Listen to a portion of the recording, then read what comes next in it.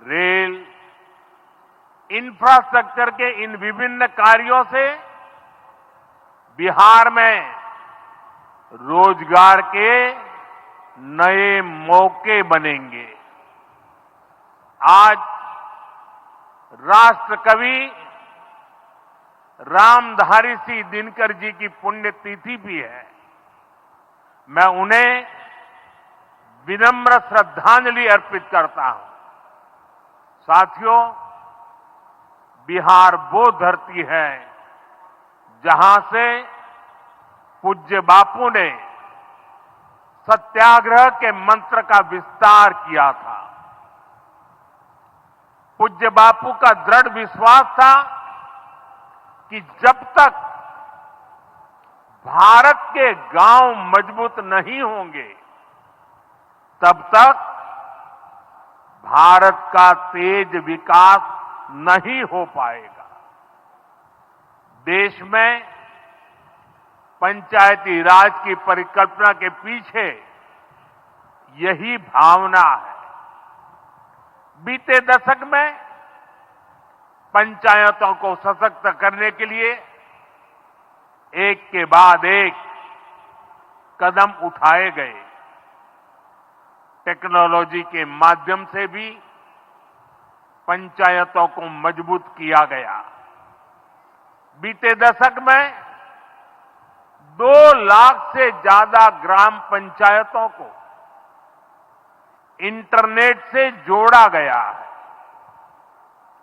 5.5 लाख से ज्यादा common service centres गांवों में बने। पंचायतों के डिजिटल होने से एक और फायदा हुआ है। जीवन मृत्यु प्रमाण पत्र, भूमि धारण प्रमाण पत्र, ऐसे कई दस्तावेज आसानी से प्राप्त कर सकते हैं। आजादी के अनेक दशकों बाद जहां देश को संसद की नई इमारत मिली, वहीं देश में 30,000 नए पंचायत भवन भी बनाए गए। पंचायतों को पर्याप्त फंड मिले, ये भी सरकार की प्राथमिकता रही है। बीते 10 साल में 2 लाख करोड़ रुपए से ज्यादा का फंड पंचायतों को मिला है। ये सारा पैसा गांव के विकास में लगा है। साथियों, ग्राम पंचायतों की एक और बड़ी समस्या भूमि विवाद से जुड़ी रही है। कौन सी जमीन आबादी की है, कौन सी खेती की है, पंचायत की जमीन कौन सी है, सरकारी जमीन कौन सी है, और इन सारे विषयों पर अक्सर विवाद रहता था। इसके समाधान के लिए जमीनों का डिजिटलीकरण किया जा रहा है। जमीनों के रिकॉर्ड का डिजिटलीकरण से अनावश्यक विवादों को सुलझाने में मदद मिली है। साथियों, हमने देखा है कि पंचायतों ने कैसे सामाजिक भागीदारी को सशक्त किया। बिहार देश का पहला राज्य था जहां महिलाओं को इनमें 50% आरक्षण की सुविधा दी गई, और इसलिए मैं नीतीश जी का अभिनंदन करता हूं। आज बहुत बड़ी संख्या में गरीब, दलित, महादलित, पिछड़े, अति पिछड़े समाज की बहन बेटियां बिहार में जनप्रतिनिधि बनकर सेवाएं दे रही है। और यही सच्चा सामाजिक न्याय है, यही सच्ची सामाजिक भागीदारी है। लोकतंत्र ज्यादा से ज्यादा भागीदारी से ही समृद्ध होता है, सशक्त होता है। इसी सोच के साथ लोकसभा और विधानसभा में महिलाओं के लिए 33% आरक्षण का कानून भी बनाया गया है। इसका लाभ देश के हर राज्य की महिलाओं को होगा, हमारी बहन बेटियों को ज्यादा प्रतिनिधित्व मिलेगा। साथियों, देश में महिलाओं की आय बढ़ाने के लिए रोजगार, स्वरोजगार के नए अवसर बनाने के लिए सरकार मिशन मोड में काम कर रही है। बिहार में चल रहे जीविका दीदी इस कार्यक्रम से अनेक बहनों का जीवन बदला है। आज ही यहां बिहार की बहनों के स्वयं सहायता समूहों को करीब 1000 करोड़ रुपए की मदद दी गई है। इससे बहनों के आर्थिक सशक्तिकरण को और बल मिलेगा। ये देश में 3 करोड़ लखपति दीदी बनाने के लक्ष्य की प्राप्ति में और सहयोगी बनेगा। साथियों, बीते दशक में ग्रामीण अर्थव्यवस्था को नई गति मिली है। गांवों में गरीबों के घर बने, सड़कें बनी, पक्के रास्ते बने हैं, गांवों में गैस कनेक्शन पहुंचे, पानी के कनेक्शन पहुंचे, शौचालय बने हैं। ऐसे हर काम से गांव में लाखों करोड़ रुपए पहुंचे हैं। रोजगार के नए अवसर भी बने हैं।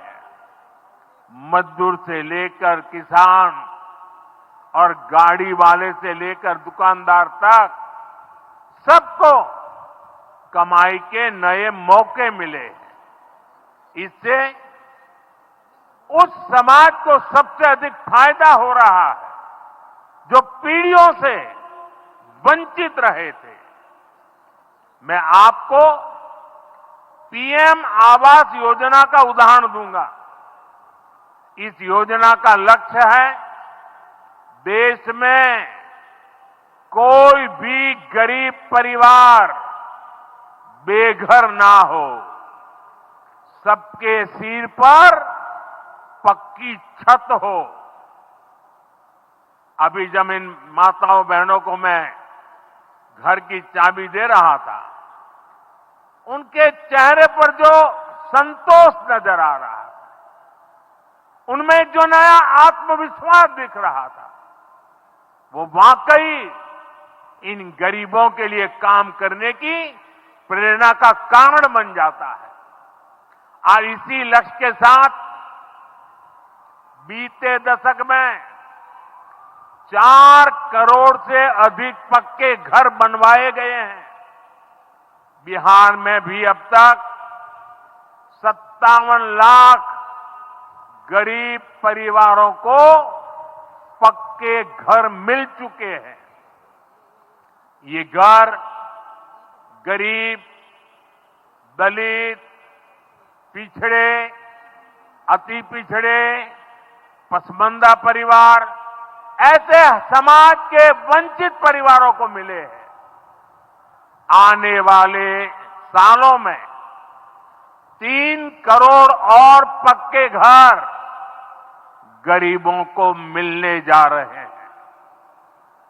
आज ही बिहार के करीब 1.5 लाख परिवार अपने नए पक्के घर में गृह प्रवेश कर रहे हैं। देश भर के 15 लाख गरीब परिवारों को नए घरों के निर्माण के स्वीकृति पत्र भी दिए गए हैं। इसमें भी 3.5 लाख लाभार्थी ये हमारे बिहार के ही हैं।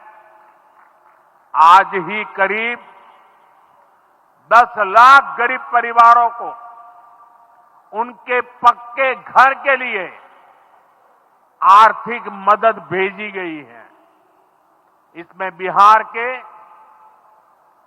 80,000 ग्रामीण परिवार और 1 लाख शहरी परिवार शामिल है। साथियों, बीता दशक भारत के इंफ्रास्ट्रक्चर का दशक रहा है। ये आधुनिक इंफ्रास्ट्रक्चर विकसित भारत की बुनियाद को मजबूत कर रहा है। देश के 12 करोड़ से अधिक ग्रामीण परिवारों के घरों में पहली बार नल से जल पहुंचा है। 2.5 करोड़ से अधिक घरों में बिजली का कनेक्शन पहुंचा है। जिन्होंने कभी सोचा नहीं था कि गैस के चूल्हे पर खाना बनाएंगे, उनको गैस सिलेंडर मिले हैं। अभी हाल में आपने खबर पढ़ी होगी, लद्दाख और सियाचिन में जहां सामान्य सुविधाएं तक पहुंचानी मुश्किल होती है, वहां अब 4G और 5G मोबाइल कनेक्शन पहुंच गया है। ये दिखाता है कि आज देश की प्राथमिकता क्या है। हमारे सामने आरोग्य जैसे क्षेत्र का भी उदाहरण है।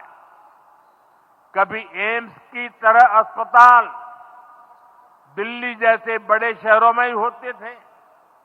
आज यहां दरभंगा में ही एम्स बन रहा है। बीते 10 सालों में देश में मेडिकल कॉलेज की संख्या करीब करीब 2 गुनी हो चुकी है। यहां झंझारपुर में भी नया मेडिकल कॉलेज बन रहा है। साथियों, गांवों में भी अच्छे अस्पताल बने, इसके लिए देश भर में 1.5 लाख से ज्यादा आयुष्मान आरोग्य मंदिर बनाए गए हैं। बिहार में ऐसे 10,000 से अधिक आयुष्मान आरोग्य मंदिर बने हैं। इसी तरह जन औषधि केंद्र गरीब और मिडिल क्लास के लिए बहुत बड़ी राहत बन चुके हैं। यहां 80% डिस्काउंट पर सस्ती दवाएं मिलती हैं।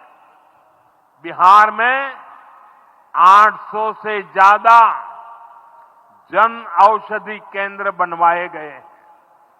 इससे बिहार के लोगों का 2,000 करोड़ रुपया दवाई पर होने वाला खर्च बचा है। आयुष्मान भारत योजना के तहत भी बिहार में लाखों परिवारों का मुफ्त इलाज हो चुका है। इससे इन परिवारों को हजारों करोड़ रुपयों की बचत हुई है। साथियों, आज भारत रेल, रोड, एयरपोर्ट जैसे इंफ्रास्ट्रक्चर से भी बहुत तेज गति से जुड़ रहा है। पटना में मेट्रो का काम चल रहा है। देश के 2 दर्जन से अधिक शहर मेट्रो सुविधा से जुड़े हैं। आज पटना से जयनगर के बीच नमो भारत रैपिड रेल की शुरुआत भी हुई है। इससे पटना से जयनगर के बीच का सफर बहुत कम समय में पूरा हो जाएगा। समस्तीपुर, दरभंगा, मधुबनी और बेगूसराय के लाखों लोगों को नमो भारत रैपिड रेल से मदद मिलेगी। साथियों, आज यहां अनेक नई रेलवे लाइनों का उद्घाटन और लोकार्पण हुआ है। सहरा से मुंबई तक आधुनिक अमृत भारत ट्रेन शुरू होने से हमारे श्रमिक परिवारों को बहुत सुविधा होगी। हमारी सरकार मधुबनी और झंझारपुर से ऐसे बिहार के दर्जनों रेलवे स्टेशनों को भी आधुनिक बना रही है।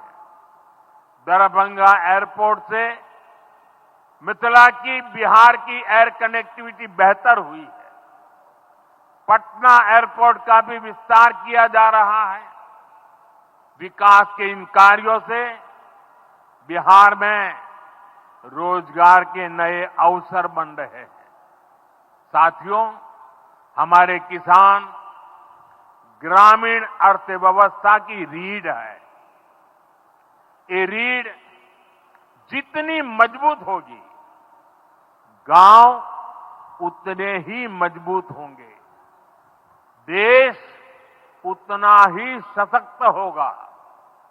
हम सब जानते हैं, मिथिला का कोशी का एक क्षेत्र बाढ़ से बहुत परेशान रहा है। सरकार बिहार में बाढ़ के प्रकोप को कम करने के लिए 11,000 करोड़ रुपए खर्च करने वाली है। इससे बागमती, धार, बूढ़ी गंडक, कोसी पर बांध बनेंगे। इससे नहरों का निर्माण होगा, नदी के पानी से सिंचाई की व्यवस्था होगी और हर किसान के खेत तक पानी पहुंचाने का इंतजाम भी होगा। यानी अब बाढ़ की परेशानी भी कम होगी, खेतों तक पर्याप्त पानी भी पहुंचेगा। साथियों, मखाना आज देश और दुनिया के लिए सुपर फूड है, लेकिन मिथिला की तो ये संस्कृति का हिस्सा है। इसी संस्कृति को हम यहां की समृद्धि का भी सूत्र बना रहे हैं। हमने मखाने को जीआई टैग दिया है, यानी मखाना इसी धरती का उत्पाद है। इस पर अब आधिकारिक मोहर लग गई है। मखाना रिसर्च सेंटर को भी नेशनल स्टेटस दिया गया है। बजट में जिस मखाना बोर्ड की घोषणा की गई है, वो बनने से मखाना किसानों का भाग्य बदलने वाला है। बिहार का मखाना दुनिया भर के बाजारों तक सुपर फूड के रूप में पहुंचेगा। बिहार में national institute of food technology and management भी बनने वाला है।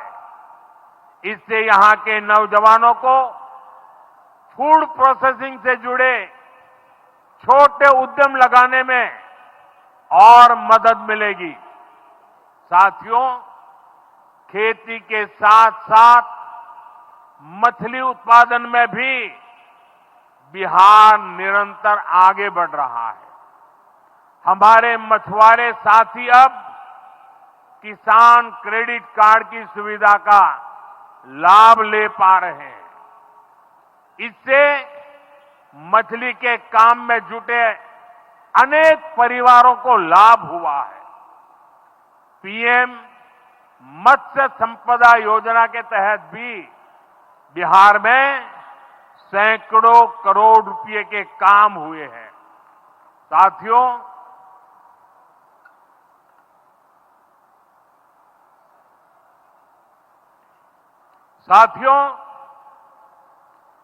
22 अप्रैल को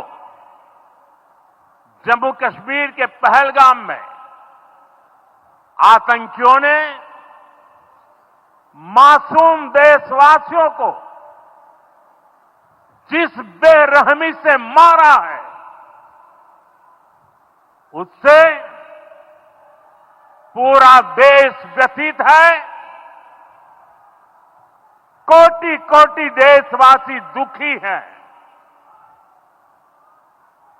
सभी पीड़ित परिवारों के इस दुख में पूरा देश उनके साथ खड़ा है।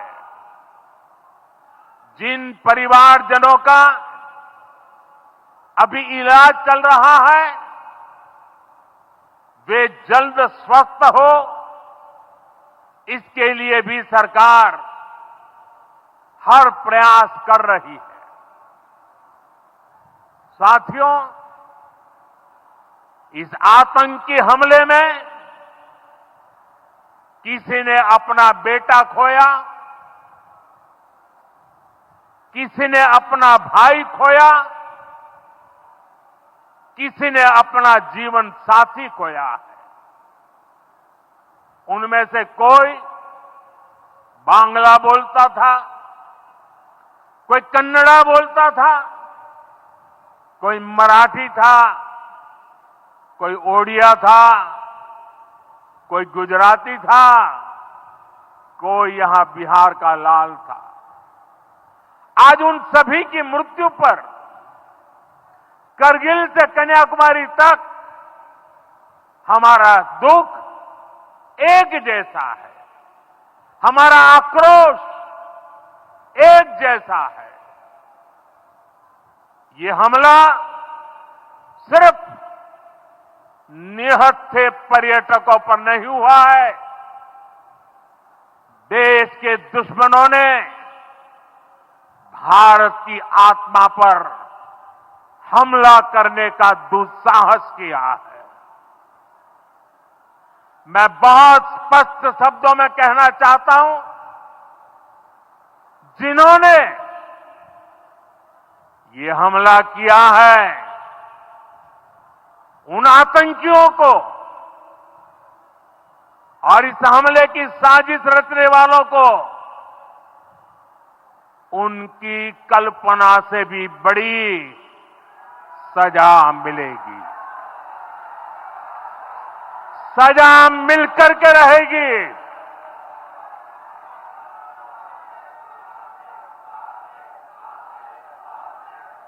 अब आतंकियों की बची खुची जमीन को भी मिट्टी में मिलाने का समय आ गया है।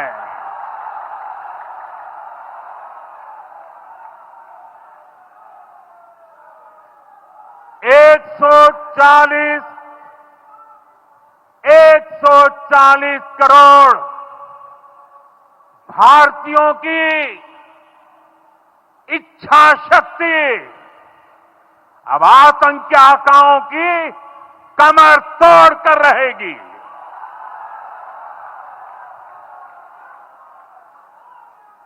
Friends, today from the soil of Bihar, I say to the whole world, India will identify, track and punish every terrorist and their backers. We will pursue them to the ends of the earth. India's spirit will never be broken by terrorism. Terrorism will not go unpunished. Every effort will be made to ensure that justice is done. The entire nation is firm in this resolve. Everyone who believes in humanity is with us. I thank the people of various countries and their leaders who have stood with us in these times. साथियों, शांति और सुरक्षा ये तेज विकास की सबसे जरूरी शर्त है। विकसित भारत के लिए विकसित बिहार जरूरी है। बिहार में विकास हो और विकास का लाभ यहां हर वर्ग, हर क्षेत्र तक पहुंचे, ये हम सभी का प्रयास है। पंचायती राज दिवस पर इस कार्यक्रम से जुड़ने के लिए मैं एक बार फिर आप सभी का आभार व्यक्त करता हूं। बहुत बहुत धन्यवाद। मेरे साथ बोले, भारत माता की, भारत माता की, भारत माता की।